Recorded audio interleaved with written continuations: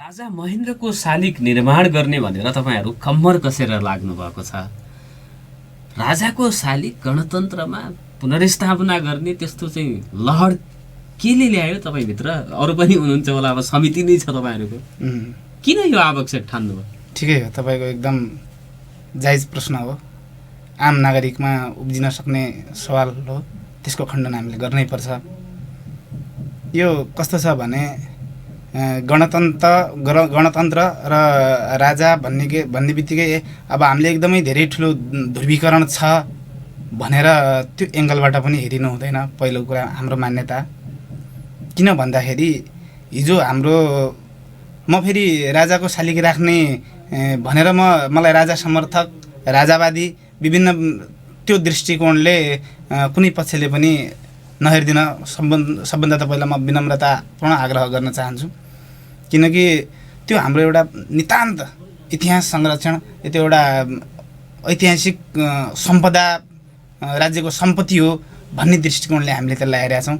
त्यो भावनाले अब अहिले गणतन्त्र र हिजोको दिनमा राज संस्था एउटा व्यवस्था, एउटा राज्यको व्यवस्था नै परिवर्तन भएको कन्डिसनमा अब अहिले त्यो व्यवस्था ढलेर अर्को व्यवस्था आएको कारणले त्यसमा आउने बित्तिकै त्यतातिर ढल्कियो भन्ने पाटोबाट हामीले हेरिदिन हुँदैन। एउटा यो नितान्त इतिहाससँग जोडिएको कुरा हो। त्यसकारण अब गणतन्त्रमा राजतन्त्रका कुनै पनि अवशेषहरू राख्नै हुँदैन, त्यसलाई तहस गरिदिन पर्छ भन्ने हाम्रो धारणा हो भने त्यसले राज्यले त्यसको लागि हामीले धेरै ठुलो क्षति बेहोर्न पर्ने हुन्छ।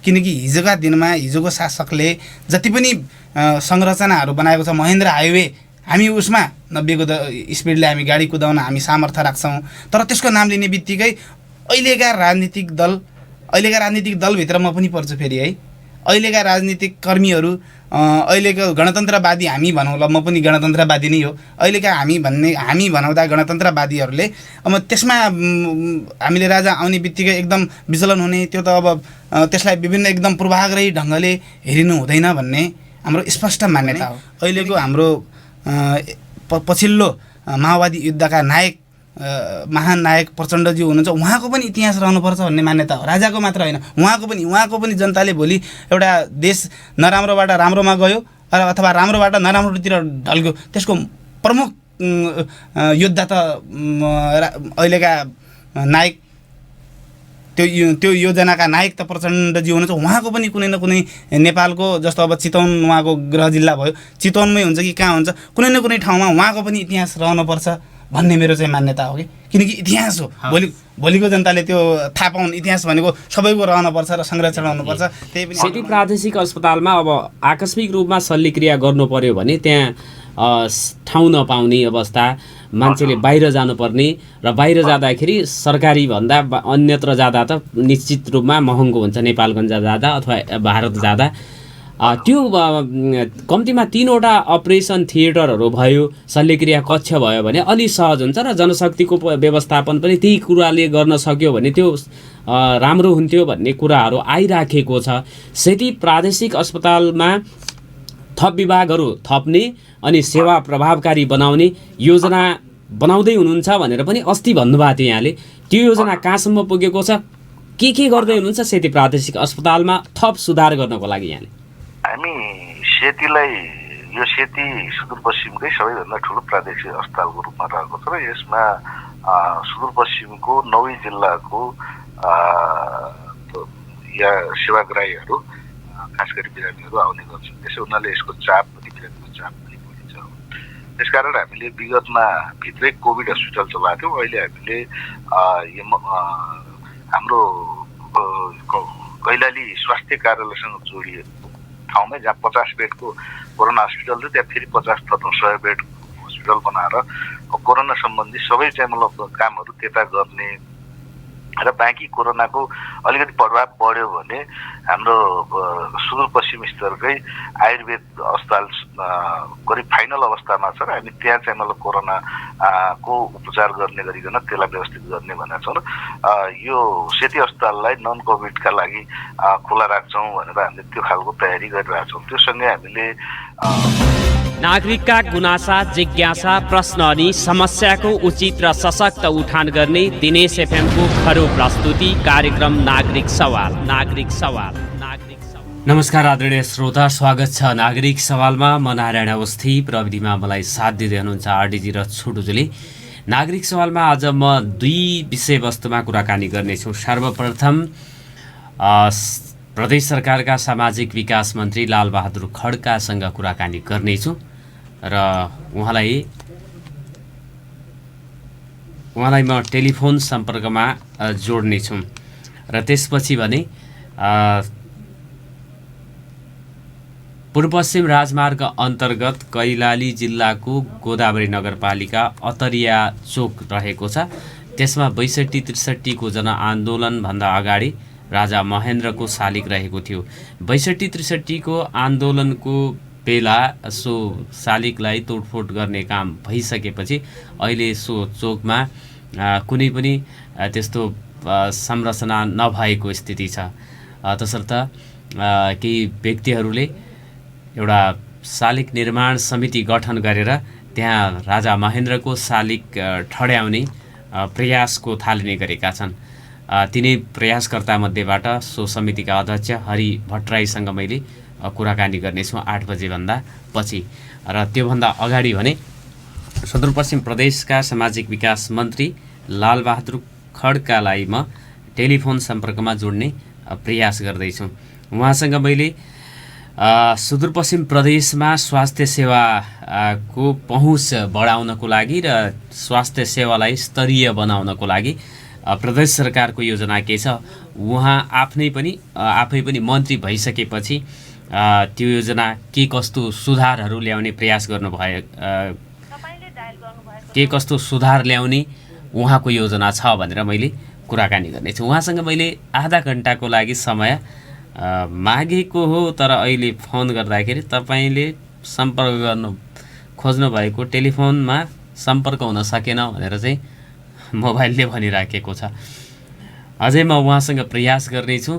खास गरेर सेती प्रादेशिक अस्पतालको स्तर वृद्धि गर्नको लागि प्रदेश सरकारले ध्यान दिनुपर्ने जरुरी सर्वसाधारणले औल्याउने गरेका छन् र यो प्रदेशको एकमात्र रेफरल अस्पतालको रूपमा रहेको सेती प्रादेशिक अस्पतालमा विभागहरूको सङ्ख्या बढाउने, विभागहरूमा जनशक्तिहरू थप्ने, विशेषज्ञ चिकित्सकदेखि चिकित्सक र अन्य स्वास्थ्य कर्मचारीहरूको प्रबन्ध गर्ने, उपकरणहरूको व्यवस्थापन गर्ने, भौतिक संरचना लगायत सबै सेवा विस्तारलाई बढाउने र सेवालाई प्रभावकारी बनाउन प्रदेश सरकारले यति मात्रै पनि गर्न सक्यो भने प्रदेश सरकारको एउटा ठुलो उपलब्धि हुने थियो भन्ने हामीलाई पनि लागेको छ र मन्त्रीजीको चाहिँ के योजना रहेको छ भनेर मैले कुराकानी गर्ने भनेर समय मागेको, तर उहाँको टेलिफोनमा सम्पर्क हुन सकिराखेको छैन। अहिले पनि सेती प्रादेशिक अस्पताल, जिल्ला अस्पतालहरू, महाकाली प्रादेशिक अस्पताल, टिकापुर अस्पताल, मालाखेती अस्पताल, गोकुलेश्वर अस्पताल, यी अस्पतालहरू अहिले प्रदेश सरकार मातहत रहेका छन् र प्रदेश सरकार मातहत रहेका अस्पतालहरूलाई विकास गर्नको लागि के छ योजना भनेर म चाहिँ सोध्नेवाला थिएँ उहाँसँग। सो विषयमा समय पनि उहाँले मलाई दिनुभएको हो, तथापि अहिले उहाँसँग टेलिफोनमा सम्पर्क हुन सकिराखेको छैन। झन्डै 28 लाख जनसङ्ख्याले स्तरीय स्वास्थ्य सेवा पाउने एउटा मात्रै गन्तव्य भनेको सेती प्रादेशिक अस्पताल हो सुदूरपश्चिमको हकमा। तर त्यहाँभित्र आकस्मिक रूपमा शल्यक्रिया गर्नु पर्यो भने त्यो अवस्था सहजै पाउन नसकिने स्थिति रहेको छ। आकस्मिक शल्यक्रिया गर्नु पर्यो अथवा उपचार गर्नु पर्यो भने, अब खास गरेर शल्यक्रिया आकस्मिक रूपमा गर्नै पर्यो भने यदि विलम्ब भयो भने व्यक्तिको ज्यान पनि जान सक्ने स्थिति हुन्छ। त्यस्तो अवस्थामा यो शल्यक्रिया कक्ष जम्मा 2 मात्रै रहेको स्थितिमा त्यो सम्भावना आकस्मिक रूपमा शल्यक्रिया गर्न पाउने अवस्था सेती प्रादेशिक अस्पतालमा नरहेको बिरामीहरूले हामीसँग पनि गुनासो गर्ने गरेका छन् र त्यसै विषयमा टेकेर हामीले धेरै पटक समाचार पनि बनाएका छौँ। सेवा विस्तार र सेवा प्रभावकारी बनाउनको लागि प्रदेश सरकार को योजनाको विषयमा मैले कुराकानी गर्न खोजेको थिएँ। सुदूरपश्चिमेली नागरिकहरूले सेती प्रादेशिक अस्पतालको सेवा अझ प्रभावकारी अझ स्तरीय होस् भन्ने चाहिँ कामना गरेका छन् र एउटा प्रदेश सरकारले अस्थायी राजधानीमै रहेको सबैभन्दा ठुलो अस्पताललाई एउटा विशिष्टकृत अस्पतालको रूपमा विकास गर्न पर्छ भन्ने माग राख्नु त यो नागरिकहरूको स्वाभाविक माग हो र यसमा यो मागलाई अब पुरा गर्नको लागि प्रदेश सरकारसँग के योजना रहेको छ, मन्त्री स्वयं विभागीय मन्त्रीसँग के योजना रहेको छ प्रदेशको अस्पताललाई स्तरीकरण गर्ने र अन्य अस्पतालहरू खास गरेर स्वास्थ्य सेवाको सर्वसुलभता, स्वास्थ्य सेवामा प्रभावकारी पहुँच वृद्धि गर्नको लागि प्रदेशभरका नागरिकहरूको उहाँसँग योजना के छ त भनेर मैले सोध्ने जमर्को गरेको थिएँ। उहाँ नयाँ मन्त्री पनि हुनुहुन्छ, 5 महिना ठ्याक्कै पुरा पनि भएको थियो। यो 5 महिनाको अवधिमा अब धेरै समय पनि छैन प्रदेश सरकारसँग, झन्डै एक वर्ष जति होला, त्यसपछि त चुनाव पनि हुन्छ होला प्रदेशको। यो आगामी मतलब बाँकी रहेको जति अवधि छ त्यो अवधिभित्र के कस्ता सेवा सुविधाहरू वृद्धि गर्ने योजना छ भनेर मैले सोध्न चाहेको थिएँ, तर उहाँलाई अब यस्तै हो, समय एकातिर दिने जाने अर्कोतिर। अब यो उद्घाटनहरू, शिलान्यासहरू, आसन ग्रहणहरू गर्ने कुरामा यो जनप्रतिनिधिहरू अल्मलिएका हुन्छन् र खास कुरा ठोस कुरा के गर्नुपर्ने हो, न योजनाको विषयमा कसैबाट सुझाव सल्लाह लिने एउटा इच्छा राख्छन्। खास गरेर नेता भइसकेपछि सबै कुरा मै हुँ, सबै कुराको विज्ञता नेतामा हुन्छ अथवा मन्त्रीमा हुन्छ, अथवा निर्वाचित भइसकेपछि सर्वज्ञता हुन्छ भन्ने मान्यता राख्छन् नेपालका नेताहरूले। त्यो समस्या छ, तर फरक फरक क्षेत्रको फरक फरक व्यक्तिमा विज्ञता हुन्छ र त्यो विज्ञतालाई प्रयोग गर्ने काम चाहिँ नि सदुपयोग गर्ने काम राजनीतिक नेतृत्वको हुन्छ। तर यहाँ विज्ञ पनि आफै, नेतृत्व पनि आफै, अनि पछि उद्घाटन, शिलान्यास, समापन, आसन ग्रहण, प्रमुख अतिथि, विशिष्ट अतिथि जस्ता कार्यक्रमहरूमा दिनभरि जसो जाने, माला लगाउने, आसन ग्रहण गर्ने, भाषण गर्ने, अनि थकित भएर साँझ घर पुग्ने, समयमा खान नपाउने, समयमा सुत्न नपाउने, समयमा उठ्न नपाउने समस्याबाट हाम्रा नेताहरू ग्रसित भएका छन्। त्यही भएर हाम्रा नेताहरूलाई उच्च रक्तचाप, मधुमेह लगायतका चाहिँ बिरामीहरू हुने, स्मरण शक्तिमा ह्रास आउने, आफूले भनेको कुरा बिर्सिने समस्याबाट पीडित भएका नेताहरू रहेको देशका नागरिक हौँ हामी। र दगुर्दै अब कार्यक्रमहरूमा उपस्थित हुँदाहुँदै, प्रमुख अतिथि हुँदाहुँदै थकित भएकाहरूसँग योजनाको विषयमा कुनै स्पष्ट दृष्टिकोण निर्माण गर्ने, सो दृष्टिकोण अनुरूप छलफल र बहस गर्न सक्ने समय हुँदैन। मन्त्रीजीले मलाई कल गर्नुभएको छ, म उहाँसँग कुराकानी गर्छु। मन्त्रीजी स्वागत छ यहाँलाई नागरिक सवालमा। म कल गर्दै थिएँ, सम्भवतः तपाईँको मोबाइल व्यस्त थियो होला। स्वागत छ, नमस्कार नागरिक सवालमा। म ल्यान्डलाइनबाट गरौँ? हुन्छ, म यताबाट गर्छु नि त तपाईँलाई। म भन्नु है, म ल्यान्डलाइनबाट यहाँबाट गर्छु त। हस् मन्त्रीजी सम्भवतः व्यस्त हुनुहुन्थ्यो होला। अब मन्त्रीका अब राजनीतिक नेतृत्वका केही बाध्यताहरू पनि छन्, नागरिकहरूले नै सिर्जना गरेका पनि।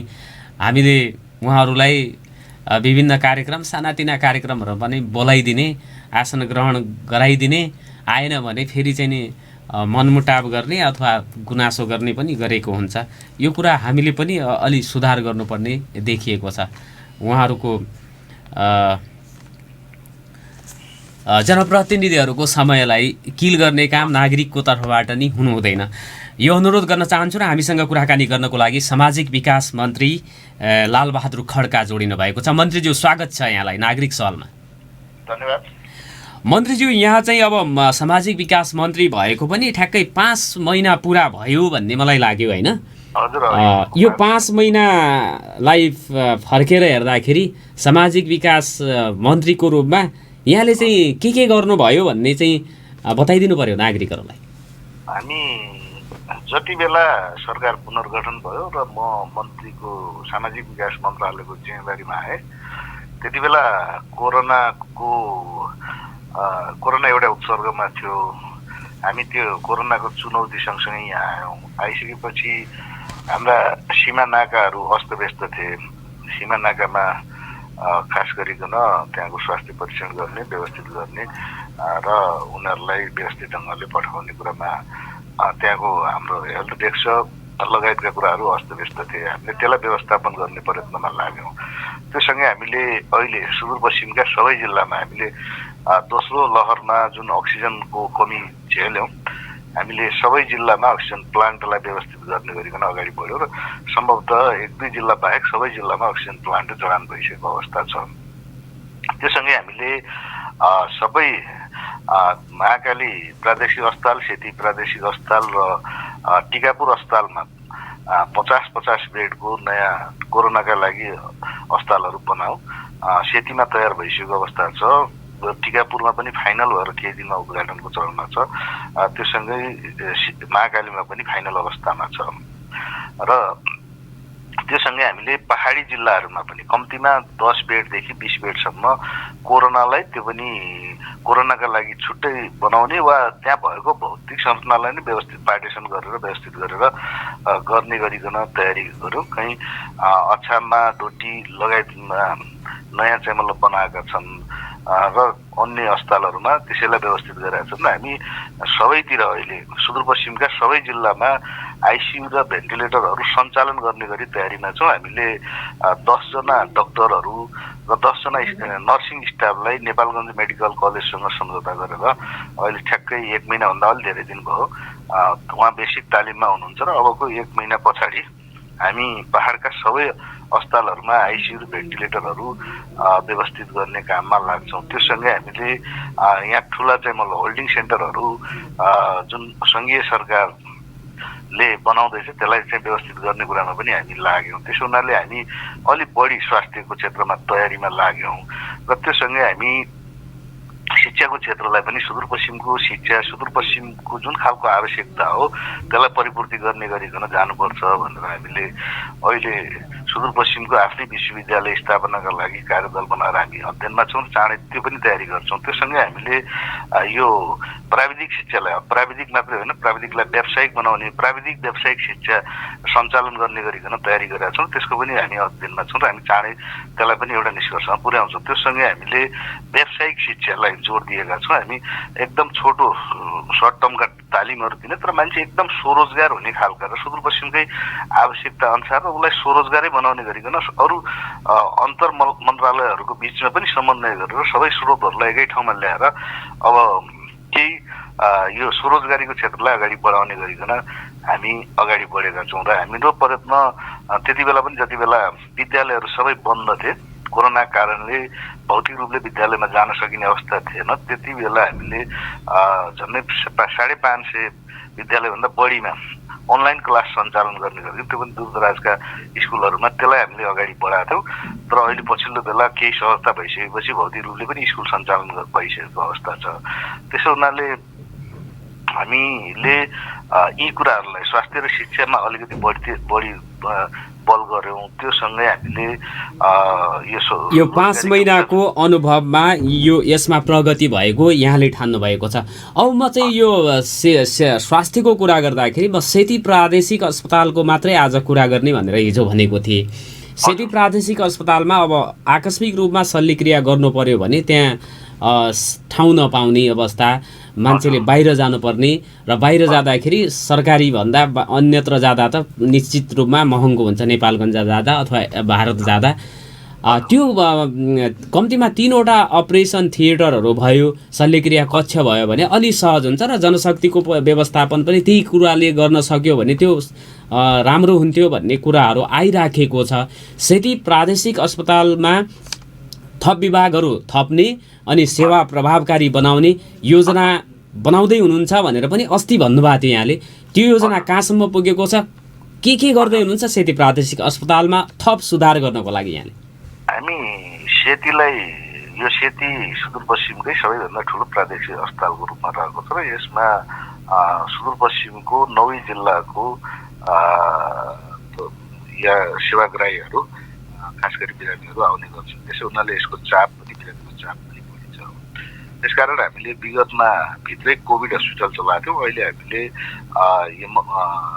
हाम्रो कैलाली स्वास्थ्य कार्यालयसँग जोडिएको ठाउँमै जहाँ 50 बेडको कोरोना हस्पिटल थियो त्यहाँ फेरि 50 थप्नु 100 बेड हस्पिटल बनाएर कोरोना सम्बन्धी सबै चाहिँ मतलब कामहरू त्यता गर्ने र बाँकी कोरोनाको अलिकति प्रभाव बढ्यो भने हाम्रो सुदूरपश्चिम स्तरकै आयुर्वेद अस्पताल करिब फाइनल अवस्थामा छ र हामी त्यहाँ चाहिँ मतलब कोरोनाको उपचार गर्ने गरिकन त्यसलाई व्यवस्थित गर्ने भनेका छौँ र यो सेती अस्पताललाई नन कोभिडका लागि खुला राख्छौँ भनेर हामीले त्यो खालको तयारी गरिरहेका छौँ। त्योसँगै हामीले अहिले सेती अस्पतालको जग्गा पनि एकदमै कम रहेछ, अब बीच बजारमा छ। त्यसो हुनाले त्यसलाई पुनः व्यवस्थित गर्नका लागि भनेर अब मलाई लाग्छ 1-2 दिनभित्रै हामी सूचना प्रकाशन गर्छौँ र हामी एउटा 2 तला तल 8 माथि गरेर हामी 10 तलाको हस्पिटल झन्डै 300 देखि 400 बेडको हुन्छ होला।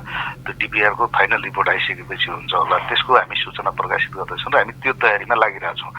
त्योसँगै हामीले त्यहाँको यो जुन अहिले कोरोनाका लागि हामीले आइसियु राखेका छौँ त्यसलाई त्यहाँको आइसियुहरू यता सारिसकेपछि त्यहाँ 10वटा हामीले डायलिसिस मेसिनहरू राख्छौँ र जुन खालको अहिले कोभिड र नन कोभिडहरूलाई एउटै ठाउँमा डायलिसिस गर्न नसकिने अवस्था रह्यो विगतमा, त्यसलाई हामीले ध्यान दिएर हामीले 5वटा डायलिसिस मेसिनहरू महाकालीमा किनिसकेका छौँ र त्यसको भौतिक संरचना बन्दैछ। 1-1.5 महिनाभित्रै त्यो सञ्चालनमा आउँछ। यहाँ त्यो कोभिड जुन हामीले कोभिडको आइसियु र भेन्टिलेटर चलाएको थियौँ त्यो आइसियुहरूलाई उता सिफ्ट गरिसकेपछि त्यहाँ हामी 10 थान चाहिँ डायलिसिस मसिनहरू राख्छौँ। टिकापुरमा 3 थान डायलिसिस मसिनहरू राख्छौँ। त्योसँगै यहाँ अहिले अलिकति पुरानो ठेकदार कम्पनीले काम नगरिदिएर हामीलाई समस्यामा ल्याएको छ। त्यो सङ्घीय सरकारको सहरी विकास कार्यालयले त्यो कामलाई हेरिरहेको छ। हामीले बारम्बार ताकेता गर्दा पनि उसले जुन नयाँ बिल्डिङ बन्दैछ त्यसलाई अगाडि बढाइ नरहेको अवस्था हो। हाम्रो सिटी स्क्यान मसिन र एमआरआई मसिन सबै सम्झौता भइसकेको छ र ठेकेदार कम्पनीले हामीलाई घर कम्प्लिट दिने बित्तिकै त्यसको 1 महिनाभित्रै चाहिँ मलाई त्यहाँ सेटअप गर्ने गरिकन हामीले त्यो तयारीमा छौँ। त्यसो हुनाले अब सेतीको जुन खालको चाहिँ मलाई अहिलेको सेवामा विभिन्न खालका जनगुनासोहरू आएको छन् त्यसलाई पनि हामीले ध्यान दिएर त्यहीँको superintendent medical superintendent doctor Hemraj पाण्डेको संयोजकत्वमा एउटा टिम बनाएको छौँ। हामी डाक्टरहरूलाई थप सुविधा पनि दिने तर अफिस टाइमभरि उहाँहरूले यताउता कहीँ पनि नजानु गरिकन अनिवार्य ड्रेस लाउने गरिकन त्यो खालको हामी व्यवस्थापन गरिरहेछौँ। त्यससँगै हामीले डाक्टर सुवेशराज काइस्तेको नेतृत्वमा एउटा टिम बनाएको छौँ। अहिले भएको हामीसँगको भौतिक संरचना, हामीसँग भएको जनशक्तिलाई कसरी अझ व्यवस्थित रूपले र चुस्त ढङ्गले परिचालन गर्न सकिन्छ भन्ने विषयमा उहाँले सायद मलाई 10-15 दिन पनि भइसक्यो, अब 10 दिनमै रिपोर्ट दिन्छु भन्नुभएको छ।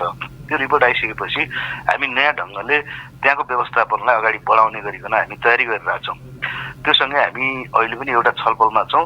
महाकाली प्रादेशिक अस्पताल, सेती प्रादेशिक अस्पताल र टिकापुर अस्पताललाई जोडेर स्वास्थ्य विज्ञान अध्ययन प्रतिष्ठान बनाएर एकाडेमिक ढङ्गले पनि अब अगाडि बढाउँछौँ र यसको सेवा क्षेत्रलाई पनि व्यवस्थित गर्छौँ। नयाँ स्वास्थ्य कर्मीहरू पनि थप चाहिँ मतलब यहीँबाट चाहिँ मतलब त्यो स्वास्थ्य कर्मीहरू पनि तयार गर्छौँ। त्यो ढङ्गले हामी अगाडि बढिरहेको अवस्था हो।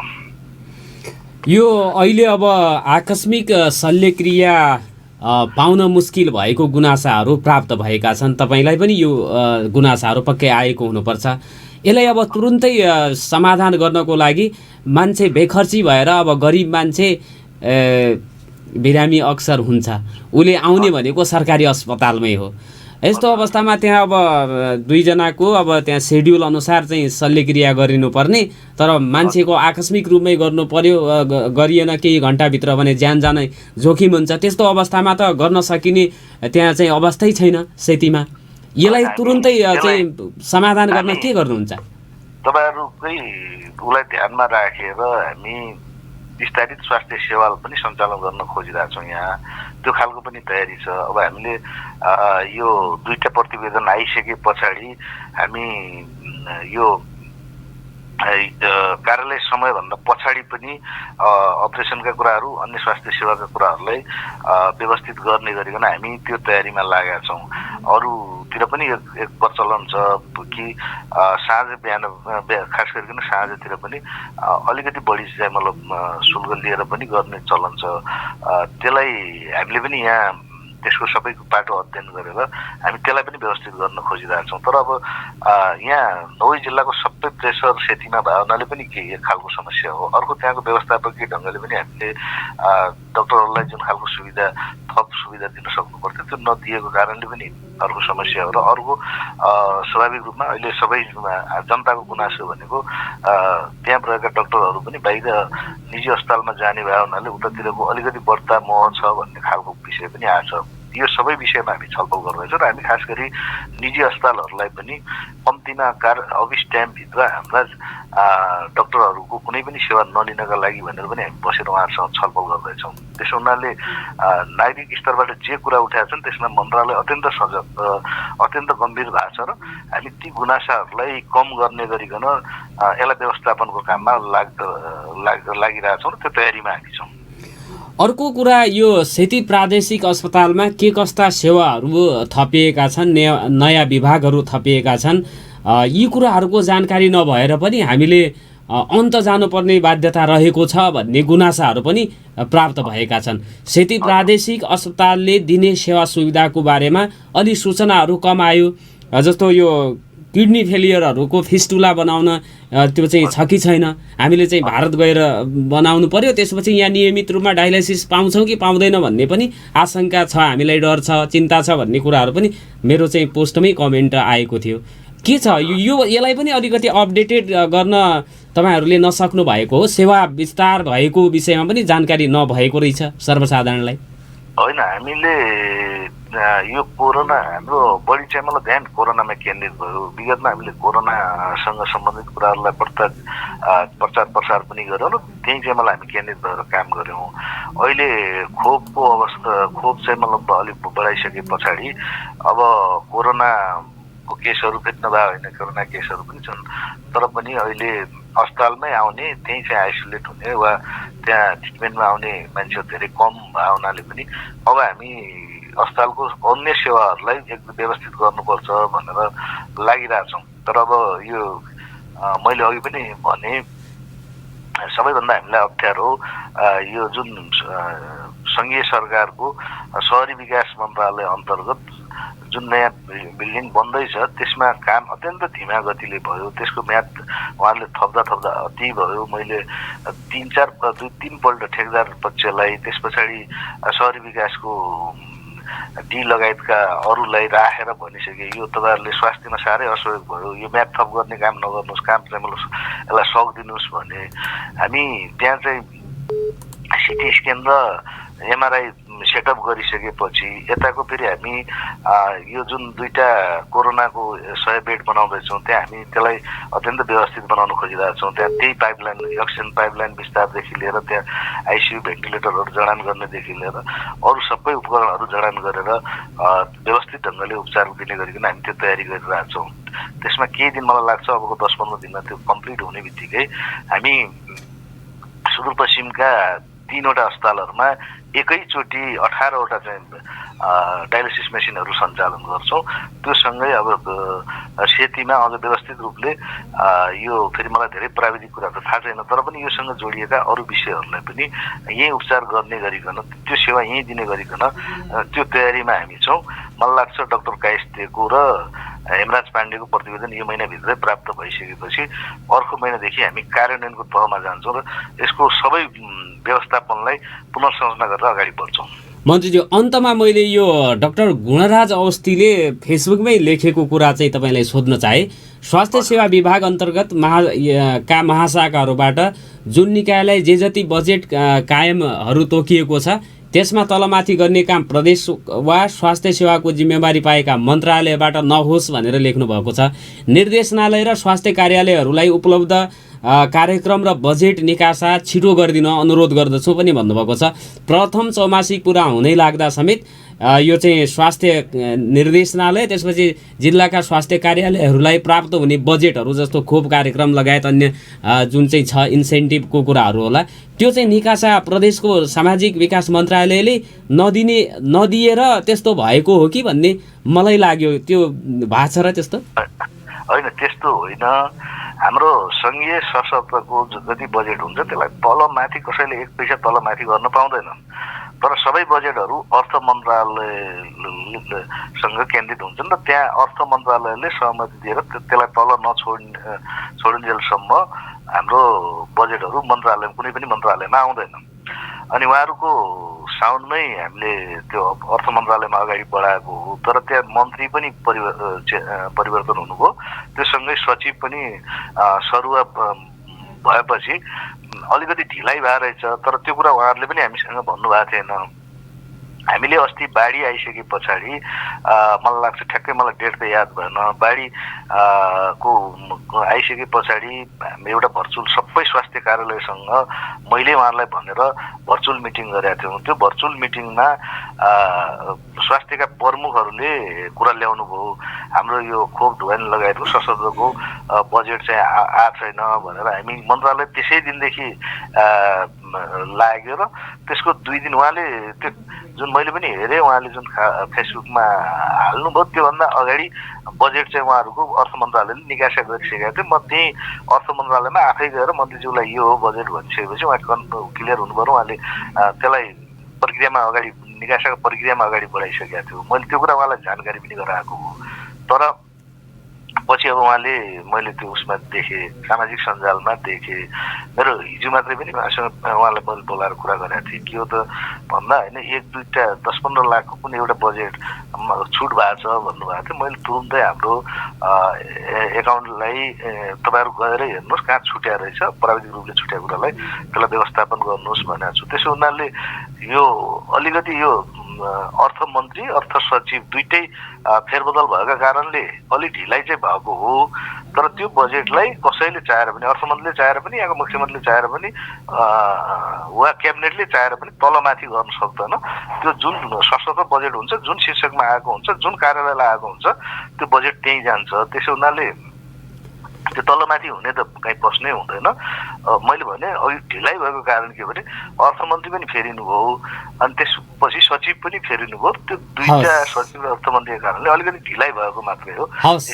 हवस् मन्त्रीज्यू, हामीलाई समय दिनुभयो। तपाईँसँग जे जति समय छ 1 वर्षभन्दा अलि बेसी समय छ होला, त्यो समयलाई सदुपयोग गरेर यो स्वास्थ्य क्षेत्रमा हामीले चाहे भन्दा अझ बढी सुधार गर्ने क्षमता तपाईँहरूले प्राप्त गर्नु होला भन्ने शुभकामना दिन चाहन्छु। समय दिनुभयो, धन्यवाद। लगायतका धेरै विषयहरूमा मन्त्रालयले आफैले चाहेर के गर्न नसक्दो रहेछ। त्यसो हुनाले नागरिक समाजको साथ सहयोग एकदम आवश्यक हुँदो रहेछ। म तपाईँ मार्फत सबै मिडियाकर्मी नागरिक समाजलाई अब सुदूरपश्चिमको स्वास्थ्य शिक्षा लगायतका विषयमा समग्र साझा प्रयासका रूपमा अगाडि बढ्नका लागि हार्दिक अनुरोध पनि गर्न चाहन्छु। यो समय दिनुभयो त्यसका लागि तपाईँहरूलाई धन्यवाद पनि। धन्यवाद। आदरणीय श्रोता, उहाँ हुनुहुन्थ्यो सामाजिक विकास मन्त्री लालबहादुर खड्का। उहाँसँग कुराकानी गरिसकेपछि छोटो व्यापारिक विश्रामपछि अर्को विषयवस्तुमा कुराकानी गर्नेछु। दिनेश एफएम, दिनेश खबर सुन्दै र हेर्दै गर्नु। आइसियू एनआइसियू भेन्टिलेटर सहितको अत्याधुनिक सेवाका लागि प्रदेश नम्बर 7 मै एक मात्र Nisarg hospital and research centre. सम्पर्क प्रदेश नम्बर 7 कै अत्याधुनिक सुविधा सम्पन्न hospital Nisarg hospital and research centre प्राली 091 526 681 98 65 68 0100 र 98 046 00 745। आहा कति चम्किलो लुगा लगाएको नयाँ हो होइन नि पुरानै लुगा हो। अनि यति चम्किलो यो त पचडकी सोप इन्डस्ट्रिज प्रणालीको कमाल हो नि। तपाईँ पनि यस्तै नयाँ देखिने चम्किलो लुगा लगाउन चाहनुहुन्छ भने पचडकी सोप इन्डस्ट्रिज प्रणालीको दामी डिटर्जेन्ट लिक्विड प्रयोग गर्नुहोस्। लन्चिङ अफर 5 देखि 10% छुट, 12 किलो पाउडरमा आधा किलो फ्री। शपिङ ब्याग सहित दाग रहित जिन्दगी पचडकी सोप इन्डस्ट्रिज प्रणाली धनगढी कैलाली। सम्पर्क 091 575 100। दसैँ तिहार अफरका साथ नयाँ होन्डा सोरुम अब तपाईँको सेवामा। होन्डा छ साथमा। नयाँ होन्डा सोरुम अब तपाईँको सेवामा। बम्परमा थप 15 लाख, 7 प्रदेश, 7 विजेता, 7 लाख। नेपालमै पहिलो पटक 7 प्रदेशलाई समावेश गरेर हरेक प्रदेशबाट एकजनालाई रु 1 लाख। स्क्रैच कुपनमा 1 लाखसम्मको क्यासब्याक। स्पेयर पार्ट्समा 7 वर्षको लागि 7% छुट, 7 वर्षसम्म 9 फ्री सर्भिसिङ कुपन्स। बिग बाइक्समा 35,000 सम्म cashback. Kisan trading concern private limited Dhangadhi 2 Kailali. Phone number 091 521 242 9858 48 9 001।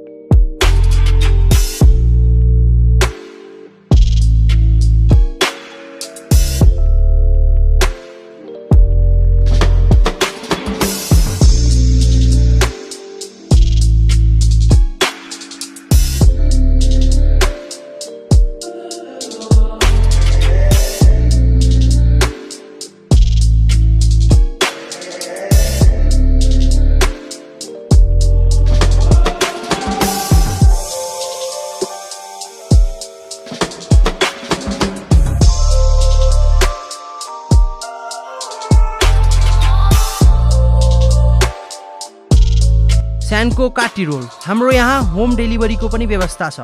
Download स्यानको app and getting exciting prizes available in Google Play Store. Managing director Kamala Sai. ठेगाना धनगढी 2 बैया बेडी। सम्पर्क नम्बर 9862 48 47 14। दसैँ तिहार र छठ पर्वको उपलक्ष्यमा क्यासियो गढीमा 12% छुट।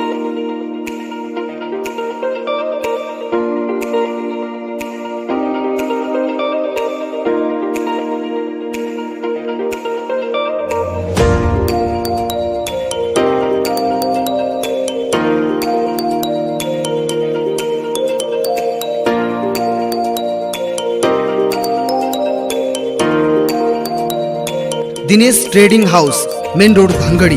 सम्पर्क फोन नम्बर 091 521 392।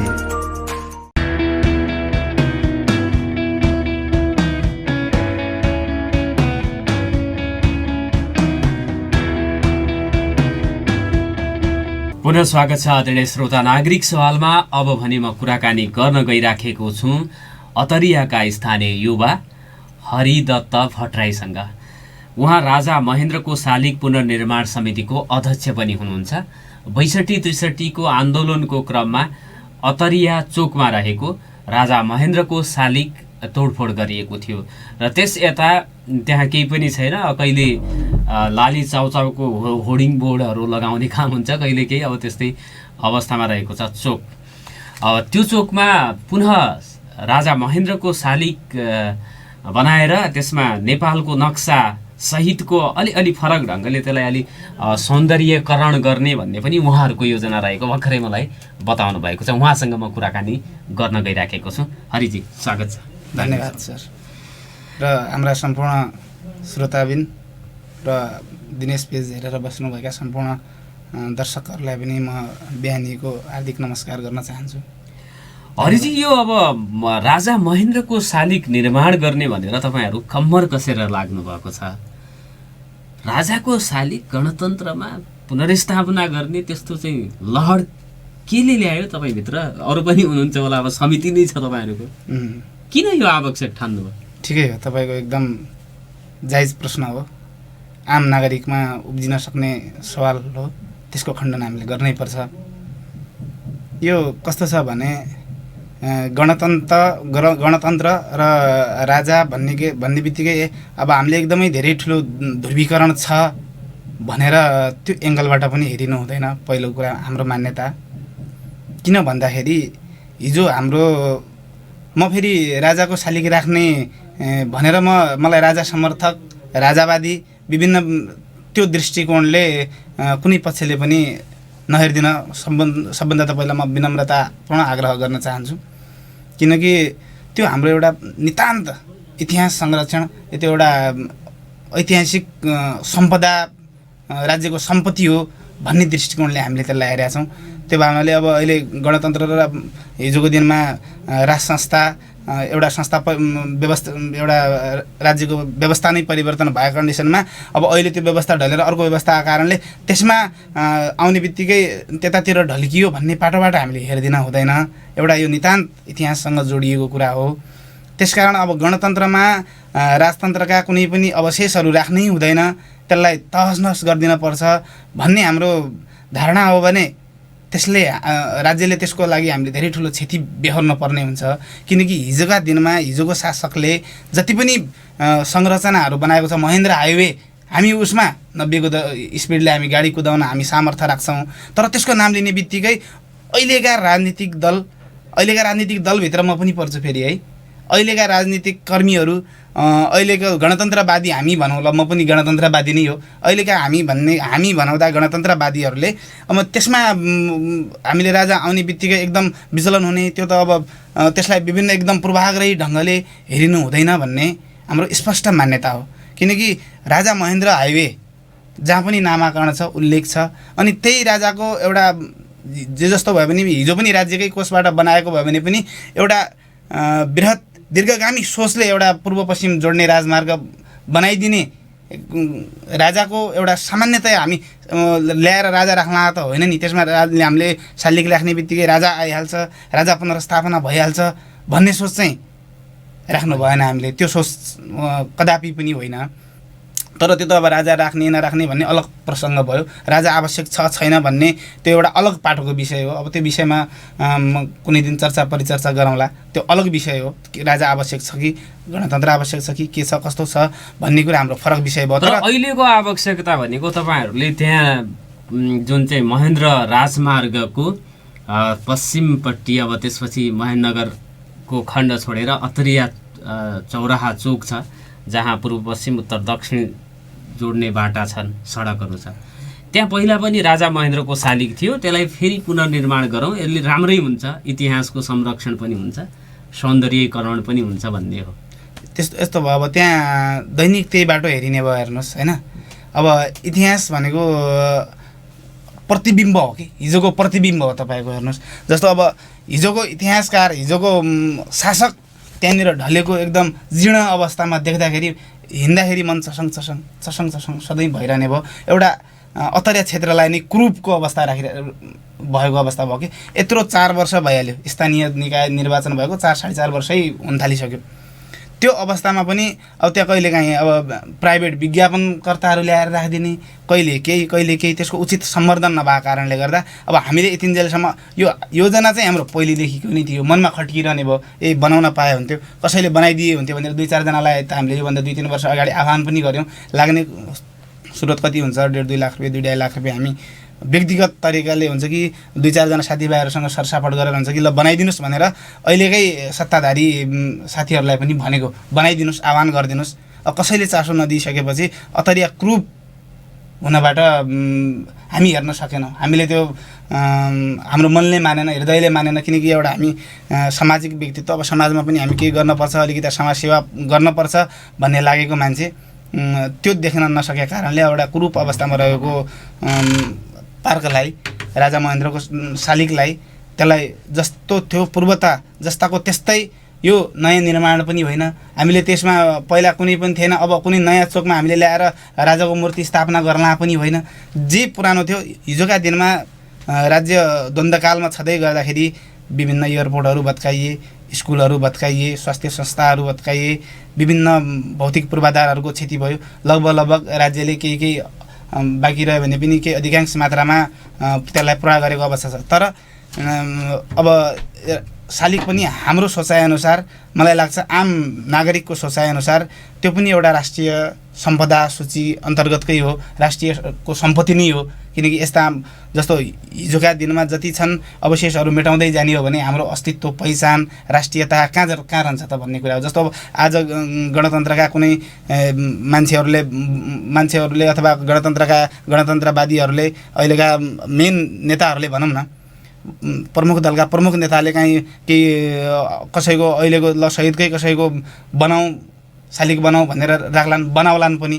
तर भोलिको दिनमा फेरि राज्य यस्तै रहन्छ भन्ने छैन। भोलि हिजो राजतन्त्र थियो, आज गणतन्त्र छ, भोलि कुनै अर्कै तन्त्र आइदिन सक्छ। अनि आजका अवशेषहरू भोलिको तन्त्रले मान्ने कि नमान्ने, त्यो भावनाले यो एउटा चेन ब्रेक जस्तो हो। हिजोको जस्तो भारत एउटा अङ्ग्रेजसँग शोषित भयो नि त। भारत त प्रत्यक्ष तिनीहरू त भारत त गुलामै भयो, अङ्ग्रेजले गुलामै बनाएर राखेको कन्डिसनमा उनीहरूकै अवशेष भारतले अहिलेसम्म राखेको छ, जबकि शोषित भएको हो, दबाइएको थियो। हिजोका दिनमा भारतलाई अन्याय भएको थियो, अन्याय गर्नेहरूको त उनीहरूले अवशेष राखेको छ भने हिजोको दिनमा राजा महेन्द्र राज संस्था अथवा हिजोको शासकले गरेका काम र नगरेका काम त जनताले स्पष्ट रूपमा बुझ्ने एउटा प्रतिबिम्ब त चाहियो नि त। म एकैछिन जोड्दैछु। जस्तो ठिक छ, राजा अहिले गणतन्त्रमा हामीले पछाडि फर्केर किन हेर्ने त प्रश्न आउन सक्छ जनमानसमा। ल अहिलेका शहीदहरू राखौँ, अर्को राखौँ, विभिन्न राखौँ, एउटा त हामी त्यतापट्टि जाँदै नजाउँ, किनभने हामी पुनर्निर्माण मात्र गर्न आउँ, नयाँ कुनै राख्न लागेकै होइन। एउटा स्पष्ट त्यहाँनिर भयौँ। ल र ठिक छ, हिजोको शासक तिनीहरू क्रूर थिए, निन्दनीय थिए। मानौ हिजोका अलि जनतालाई अपराधी हिजोका शासकहरू अपराधी थिए भन्यो भने त्यसको बिम्ब पनि त चाहियो नि।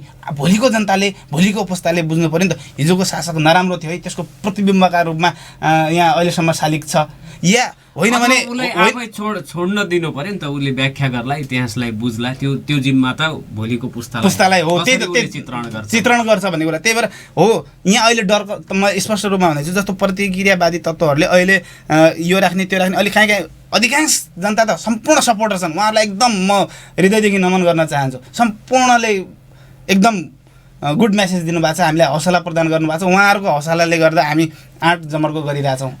शालिग राख्नको लागि भोलि तपाईँहरूले आम भेला पनि आह्वान गर्नुभएको छ चोकमै। हो, चोकमै। अब अहिले हामीले लगभग त्यसमा केही नभए भने पनि लगभग 10-15 लाख रुपियाँ 20 लाख रुपियाँसम्मको खर्च लाग्छ। हेर्नुहोस् अहिले तत्कालको हाम्रो प्रारम्भिक एस्टिमेट अनुसार।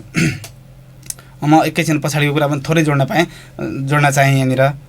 कस्तो हो भने जस्तो अब मैले भने हिजोको शासक ब्याड थियो भनेपछि त्यसको प्रतिबिम्ब भोलिका जनताले थाहा पाउनै पर्छ। र गुड थियो, राम्रो थियो भने पनि त्यो प्रतिबिम्बले इतिहासले भोलिको जनतालाई अहिले जुनसुकै तन्त्र आयो भने पनि, जुनसुकै राज्य व्यवस्था आयो भने पनि हिजोको शासनले गरेका राम्रा र नराम्रा कारणले यस्तै शालिगहरूले यस्तै इतिहासले भोलि थाहा पाउने हो। नत्र अब हामीले कसरी थाहा पाउने त? जस्तो हामीले त अलिअलि अवशेष, राजतन्त्रको अवशेष थोरै भए भने पनि जानेका छौँ, भोग्न पाएका छौँ। त हाम्रो भोलिको पुस्ताले यी अवशेषहरू कसरी थाहा पाउने माध्यम के त? जस्तो किताबका इतिहासहरू बदलिँदै जाँदाखेरि किताबका इतिहासमा नयाँ इतिहासहरू थपिँदै जान्छन् भन्ने हो। ल भोलिको एउटा कुरा त्यो ठिक छ।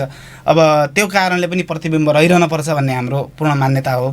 र भोलिको दिनमा हाम्रो विगत 2078 6 महिना 16 गते स्वामी, हाम्रो दार्चुलाको एकजना स्वामी हुनुहुन्छ रामानन्द सरस्वती, उहाँले चाहिँ आएर हामीलाई झकझक्याउनु भयो र ठिक छ गर्नुहोस्, तपाईँहरूको ठाउँमा यस्तो भइरहेछ त्यो उहाँकै प्रेरणाले यो ल ठिक छ गर्नुपर्छ भन्ने हिसाबले 6 महिना 16 गते आम भेला यस्तै हामीले प्रचार पम्पलेट गरेर आम भेला बोलायौँ।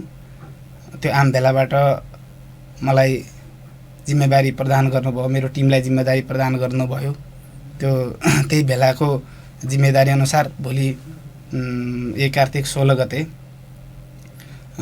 त्यही यस दिवालीको पूर्व सन्ध्यामा राम्रो दिन भनेर सम्पूर्ण यहाँका यस क्षेत्रका सरोकारवाला पक्ष, राजनीतिक दल, हामीले आफ्नो बुद्धि विवेकले भ्याएसम्म कुन ठाउँलाई कभरेज गर्नुपर्ने हो सम्पूर्ण ठाउँमा हाम्रो क्षमताले भ्याएअनुसार राजनीतिक दल, यहाँका सङ्घ संस्था, बुद्धिजीवी जस्तो अब पूर्व मन्त्री लेखराज भट्ट, अनि पूर्व संसदीय दलका नेता हिरादत्त भट्ट, लक्ष्मीराज पाठक, हाम्रो ध्रुव भट्टराईज्यू, त्यसपछि दीर्घराज भाट, जति पनि हुनुहुन्छ नि प्रमुख व्यक्ति सम्पूर्णलाई आह्वान गरेका छौँ, सम्पूर्ण राजनीतिक दललाई आह्वान गरेका छौँ।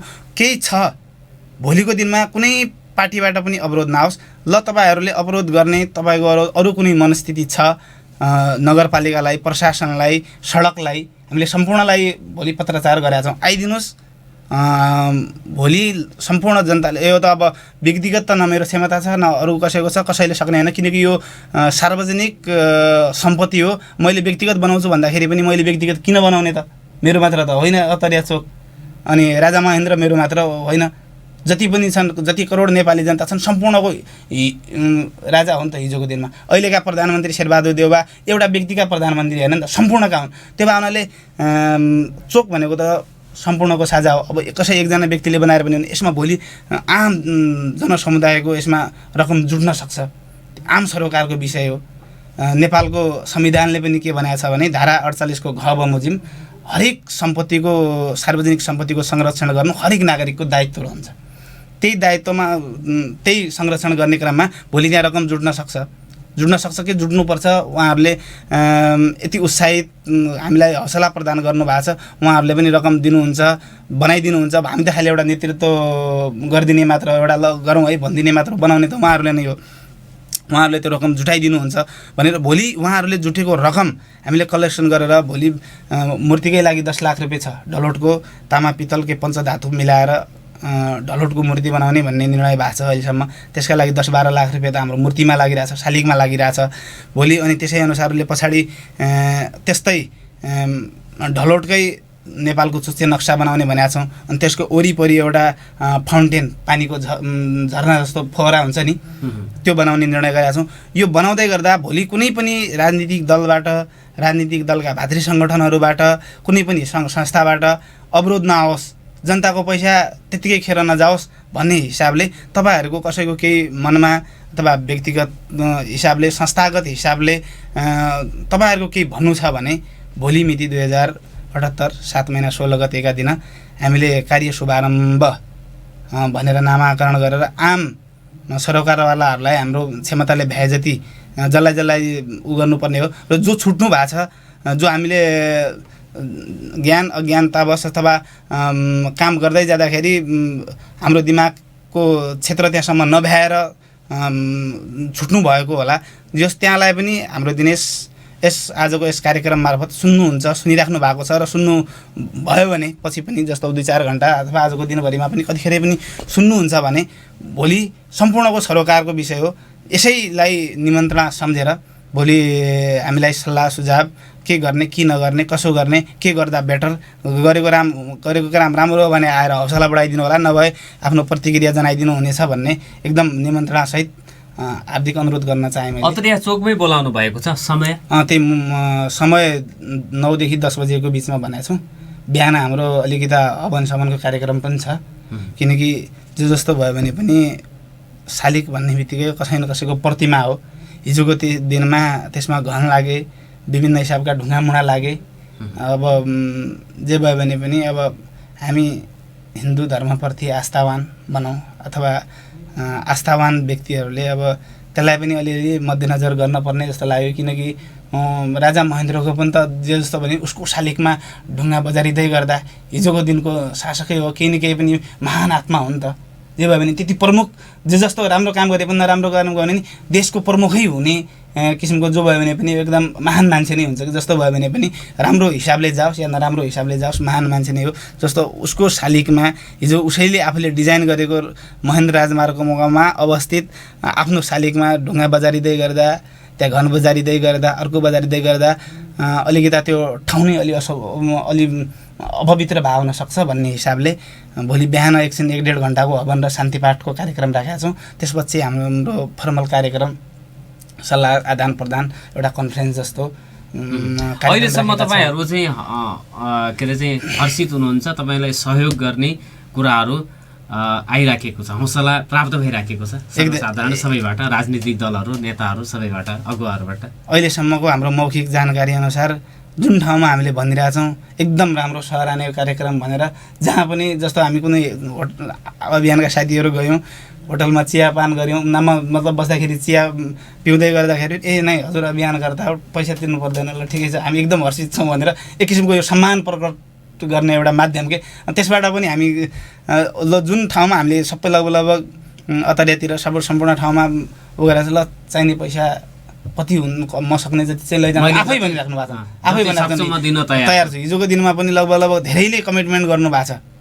लगभग हामीले योभन्दा अगाडिको उसमा हालेका थियौँ, म 10,000 दिन्छु, म 25,000 दिन्छु, म 1 लाख दिन्छु, म यति दिन्छु, म यति दिन्छु भनेर आफै राखिराख्नु। तर अहिलेसम्म हामीले उहाँहरूलाई चिठी लेखेको विभिन्न कुरा गरेको त छैन, नगद सङ्कलन चाहिँ गर्नुभएको छैन, अहिलेसम्म 1 रुपियाँ पनि नगद सङ्कलन गरेका छैनौँ। तत्काललाई अब हामीले आफ्नै यो जति पनि छ खर्चहरू सबै साथीहरूबाटै उठाएर अहिले तत्काललाई चाहिँ हामी आफै गरिरहेछौँ भनौँ न। त्यसमा राजा महेन्द्रको शालिग राख्नुहुन्छ अनि नेपालको त्यो चुच्चे नक्सा पनि चारैतिरबाट अथवा दुईतर्फ हुन्छ नि नक्सा, त्यो नक्सै देखिने गरी राख्नुहुन्छ?